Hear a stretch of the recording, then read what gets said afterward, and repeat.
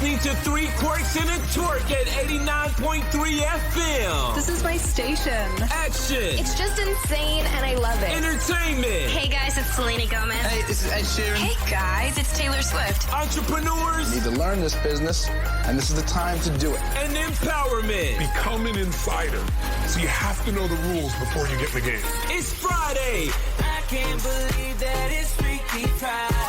YB Moody, shake that booty and tune in to the voice of the continent. YB Moody, you are tuning in with the Three Quirks and a Turk at 89.3 FM. So, what are you guys doing this weekend? Anything exciting you share with us?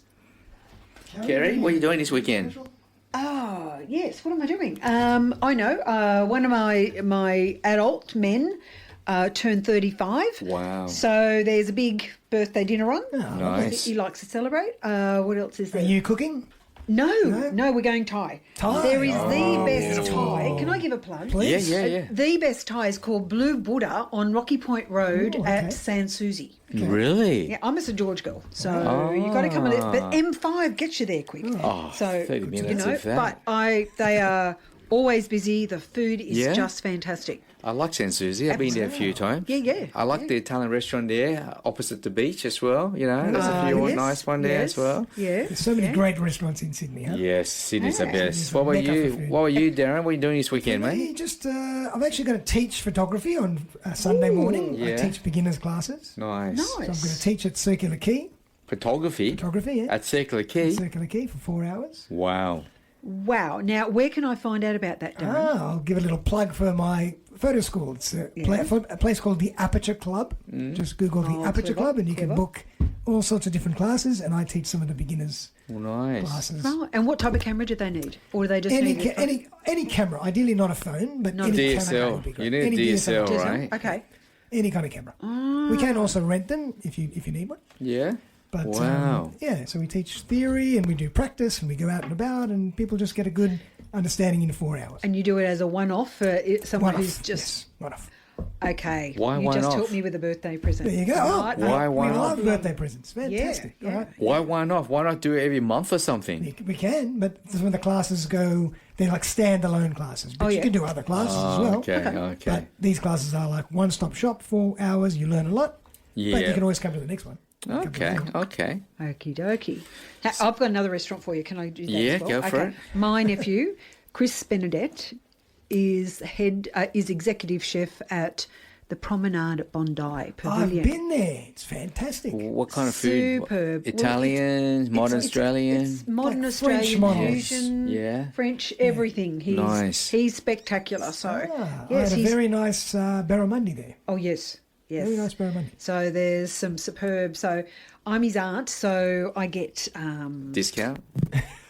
So now we can go there. So we know your auntie. handy hints. I get handy hints on various things to cook. okay. But look, he's fantastic. He's done a whole lot of stuff. But I love it when the young guys and girls do great things. Yeah. And so why not shout out for them? No, Every I love family's that. is so proud of their family members, Absolutely. right? I'm going tomorrow and I'm saying, guess what?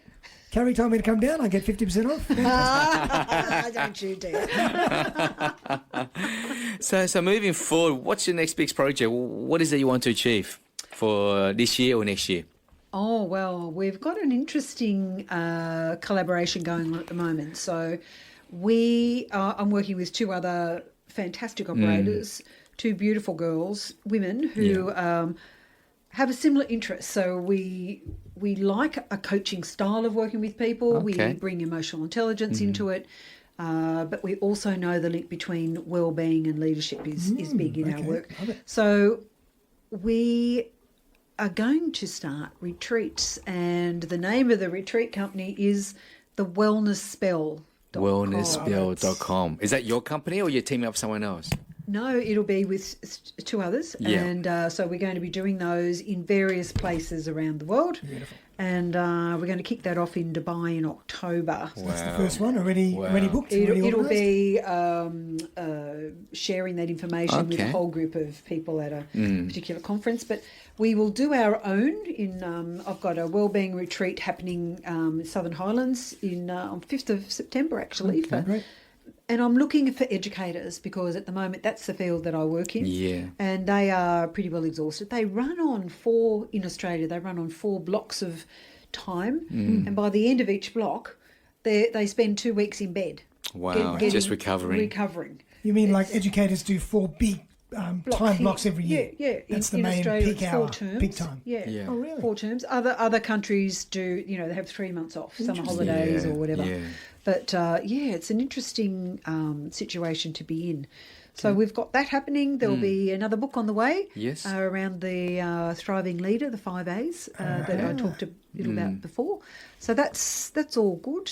And the kids are sort of saying, Mum, it's time to slow down. And I'm going, I don't know about that. I'm just getting started. What's your writing secret? When do you write? What's your time to write? I'm probably not as doggedly consistent as other people are. They will get up at 5 a.m. and do an hour's work. I do it in between. I go in fits and starts, depending on what the timetable's like, where the work is, what we're doing. So I tend to impulsive, make it. more intuitive. But if you set the time, though, and it's in the diary and you clear everything else off, Yeah. you make sure you tell someone you're going to do it, and you get them to be your buddy. Okay. To give you that, have you done that? Are you there yet, Yeah, Carrie? okay. Are you doing? Tell me what you wrote today. Nice. That sort of stuff. So give yourself a break. Yeah. Make sure you've got a mate. Like that? Yeah. So that's like a You do that, motivational. though, don't you, with your podcast? Kind of. I have a reasonably structured Yeah. regimen in terms of time, but there's a bit of flexibility there as well. Yeah. And look, I've also got a podcast myself. So Okay. Darren, we've done a bit of a swap. It's called Thriving Matters, and that was the first thing when I left the large organisation here in Sydney about six years ago. COVID had hit. I lost all my work that was arranged, and I just went, what am I going to do? So I thought, I'll start a podcast.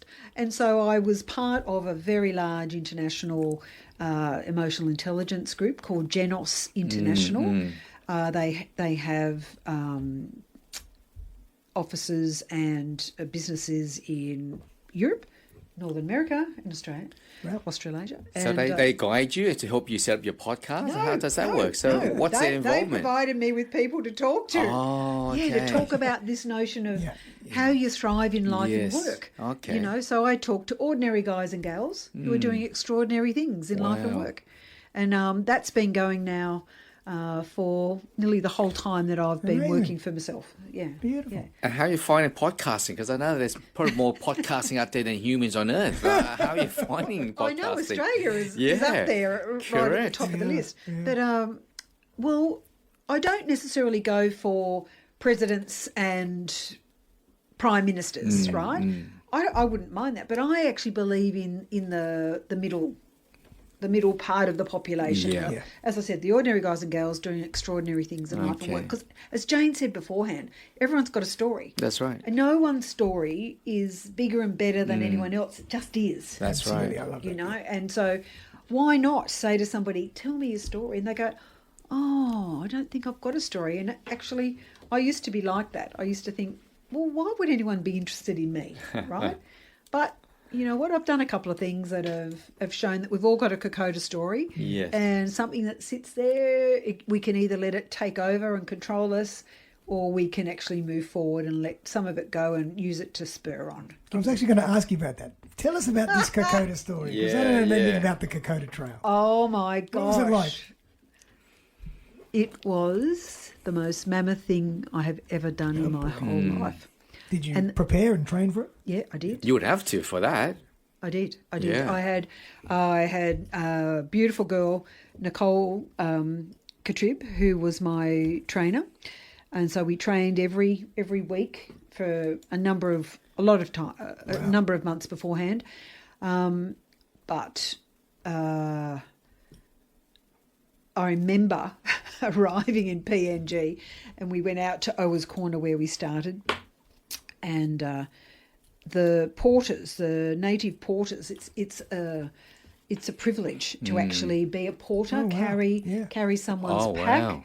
and run the track with them and look after them. It's actually a rite of passage up there. The as whole well. way through? Yes, they do the whole. They my do the whole God. trek. So I did a military trek with Charlie Lynn, who I know Charlie Lynn. Yes, you know Charlie, Yes. and Charlie's just he does the track. He's still doing it? Yeah. Oh, my God. He's still doing I it. thought he's retired by now. No, I don't think Charlie will ever retire until Wow. he goes. But he walked with me one particular day on top of the ridge, and I had 7 toenails starting to come off. Oh. And I had ulcerated heels. I had no skin on the back of my heels.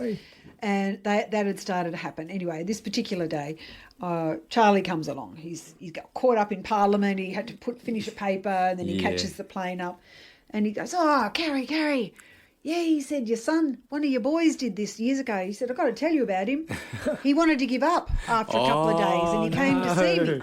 I said, "Is that right, Charlie?" I said, "Tell me more." And he says, "Yeah." He said, I said, "Oh, fellas," he said, "don't worry about this." He said, "Go and have a good night's sleep. Go and have a wash in the river. Yeah. Go and have a good night, have some food, get good night's sleep. You'll be right in the morning." Anyway, so my eldest son, he did come home.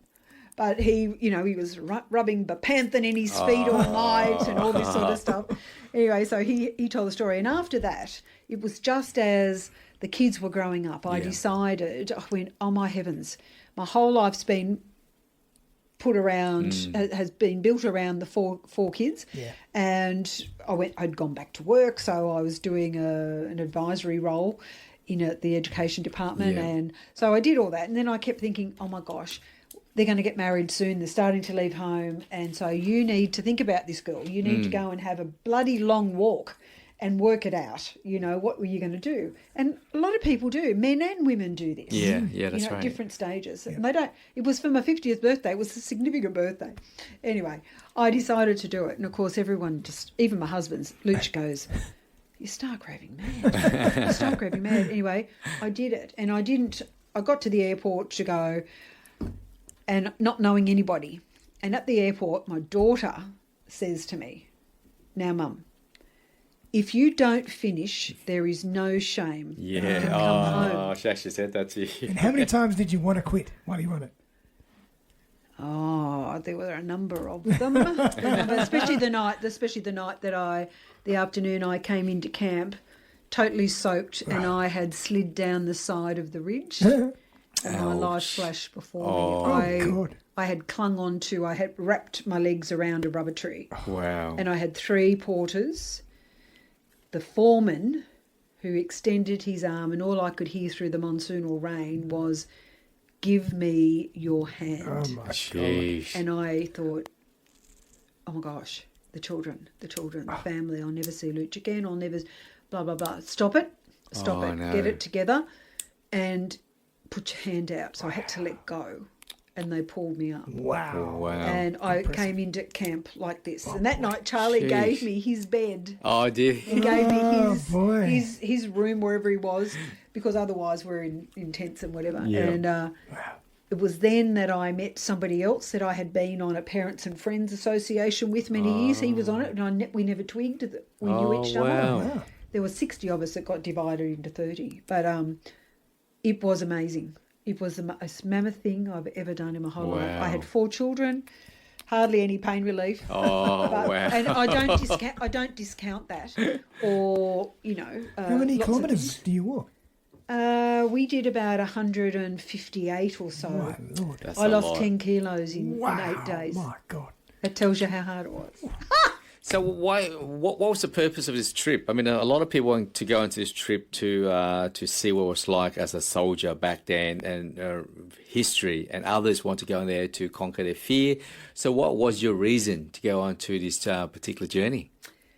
I went to give thanks to the soldiers for allowing me to bring up my family in a free country. That's good. Nice. And that's the main reason I went. And also to have a bit of a scream and a yell and to work a few things out. And so I just went, no, I'm going to do this. And that was the first time I'd ever walked, first time I'd ever camped. Oh, wow. Oh, my. And Charlie said to me that day, he said, well, you've probably done the hardest bloody walk in the whole world as your first walk. And so I've done a number of other walks recently, and I'm probably due for another one. I'm just getting the urge. Really? That'll have to be next year. You're willing to go and do it again? No, not there. I was going to say, that's I'll go somewhere challenging. else. Oh, but there are people who do it. One of the most interesting things was I grew up in Cooma, and one of Charlie's leaders is Peter Davis, and Peter Davis grew up in Cooma as well, and we both went away for 2 years boarding school for year 11 and 12, and this particular day, the track actually widens out great, probably as wide as your room here, and it's well worn. It's the common, and then other times you go off into different parts of the track. Anyway, this particular day, all I did was say, "Is anyone called Peter Davis here?" Peter Davis. Anyway, all of a sudden, during the morning, a voice said, "I'm Peter Davis. Who wants to know?" So I ended up meeting 3 people through other acquaintances that I knew on the track. It was amazing. Wow. But So thank you for asking, Darren. Thank you for asking. I've always wanted to do Listening. Kathmandu and all that kind of. I know. One day I'll get there. The Himalayas. Yeah, Himalayas. That'd be beautiful. I would really love to do that. But they're fighting at the moment, so we don't, which one is that? The Himalayas kind of borders India, Nepal, Pakistan. Okay. We Kerala's did in something. trouble. That's a bad one to go to because we did a doco for Channel 7 a few years ago. So what happens is that people are trained, right, to go onto this journey. Now, a lot of them will have to sign their life away saying that, say us go up there and you know that that's my dream. So if anything happens, I'm going to continue going. Wow. If anything happens to you, you're staying there. Oh, God. And happens a lot. A lot of people are halfway up there, they can't make it. So they have to wait for help to come because helicopters can't come. Others die there. Yes. Others die there. And we did a doco and the Sherpa actually warned people. So these are Sherpa who have been trained to take people up there and they tell you, you're not going to go up there and you're not going to be able to make it back, some of you. But yet people still persistent, they still go, and a lot of people die halfway up there. Yeah. And then when the snow finishes, ice, you see dead bodies are laying there. And I'm like, there's been quite a few investigations into yes, it. there is. But then you sign your life away. So you're paying $100,000 wherever it is to go. You're not going to stop there and wait. If I'm having a health issue, you're not going to stop there waiting for me. So a lot of people are left behind. So that's another dark side to that. Scary. That's right. Scary. Have you done any walks, Davey? I've done a lot of walk around Parramatta, Coogee Beach, Bondi. Love it. Love it. Well, Australia has some amazing. I know. I just got off at a Lara Pintra Trail, but I Where's didn't that take at? it up. Well, that's Central Australia. Wow. And so that interests me. So I think. So you're into walking too now? You find it like... I love the walking. The walking it's walking even in the morning. Yeah. To get a coffee, but it's the new day, fresh, Yeah. and you can do your gratitude practice as you go out. Yeah. You can say your prayers if you want. Oh, you so can true. sing a song. You can do a whole lot of stuff. So true. So true. You can sit. Walking's good. Yeah, you can sit in Walking's good. silence. There's a view anywhere you look. Really, you Yeah. can make it what you want. No, I like that. I like that. Folks, you are tuning in with the 3 Quirks at 89.3 FM. We're going to get our song on and we'll be right back and I'll have a chat to Carrie. 89.3 FM, you're tuning in with the 3 Quirks. YB Moody, you're going to shake your booty and you're going to tune in. Carrie, can we say it's amazing? It's a blessing to have you on our show today. The costume, the story. Our listeners will be very intrigued by your story and what you do with your next journey and what you're going to do with overseas travel as well. I think that's interesting, but also challenging, trying to bring 10, 15 people with you overseas.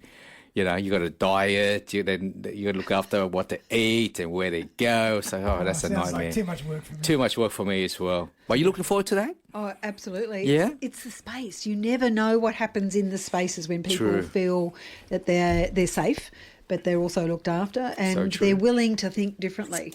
But you know what? It's been pretty amazing being here with you and Darren today. So I've got to thank you. No, It's just thank you. easy, Giving you some easy. catering too. Yes, that's it. So Darren, after all this, what is Thrive to you? Like after all this and Right. So talking after to hearing Carrie. from Carrie, Yes, what's Thrive? There's an energy that comes from Carrie, that she's Yeah. open to everything. She's Everything? Not everything. Nearly everything. But she's open to taking a bite out of whatever is presented to her in life. And I Is think that true? That's Yeah. the key. Yeah. Just about. That's what I see from I think you can look at it a couple of different ways, but if you flip it, Yeah. you can go, okay, here's another way of looking at it. Don't get bogged down in what bumps up against what your perceptions are about stuff. We learn a whole lot of stuff as Yeah. we're growing up and I think that it gets challenged as you get older. And you go through life and something happens and then something else happens you don't expect.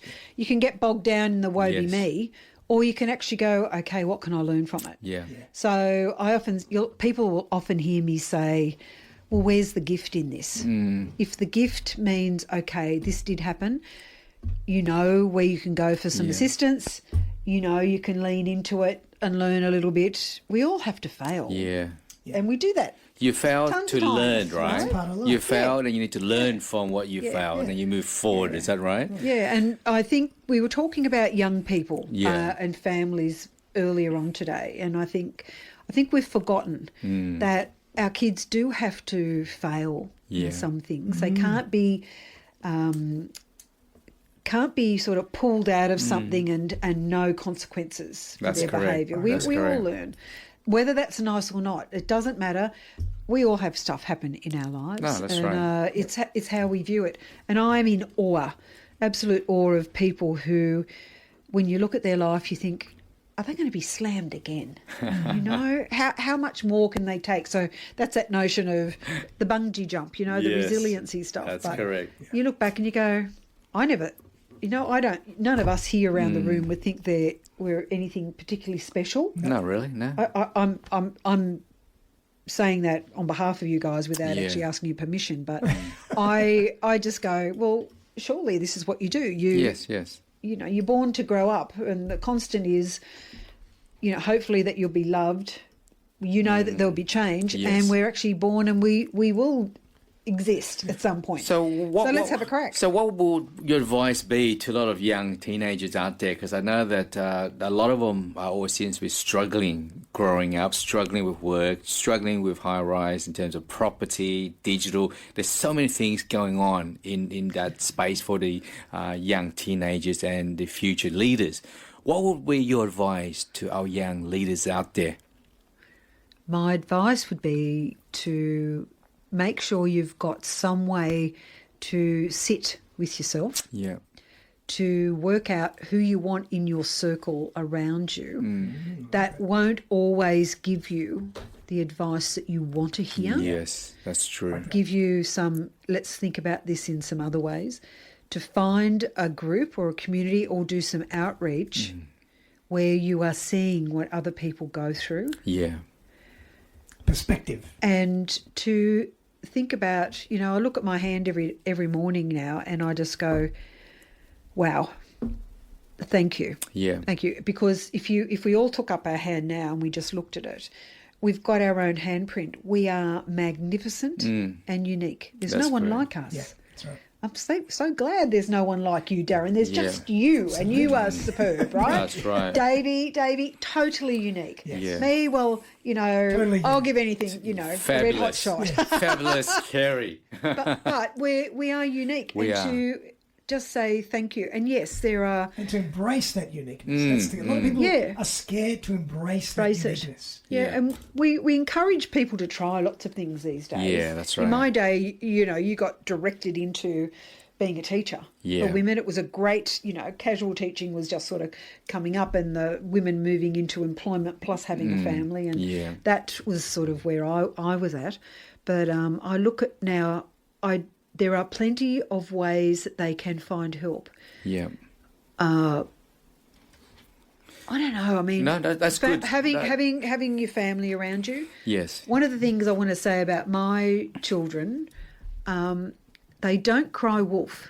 And in saying that, if they have something big that's a big issue, they will come home Okay. and they'll talk to us about it. Great. Or they'll share it with us and say, what do you do?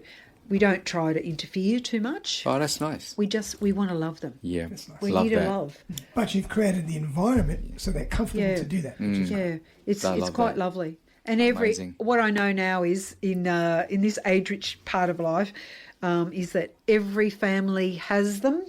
Every family has their hiccups. Yes. We all have our trials, That's and correct. It's how we see it. Correct, Where's correct. the learning? Yeah. I don't know. Did that Carrie? answer your question? No, no, no. It's, not at all. no, basically, absolutely, absolutely. That's going to be another segment on its own. I know. It's a big time. It's a big time. But, Kerry, can I say thank you so much for joining the Three Quirks in Turk, 89.3 FM. We wish you all the best on your journey, and thank you for embarking your wisdom and knowledge to our listeners out there. And we wish you all the best, and we'd love to invite you back into the studio after your journey overseas and share those other fabulous, amazing journey and stories that you can share with us as well. Well, it's been an honour and a privilege. So Thank thank you. you so much. Thank I you was so really much. excited to come. Thank you. So thank you very much, Darren and David. Thank you so much. So everybody, that's the end to our show on another great Friday. And let's catch up next week, same time, same place. But before we go, make sure you look after each other, be nice, take care of each other, and we'll be back next week, same time, same place. See you later. See ya. Bye.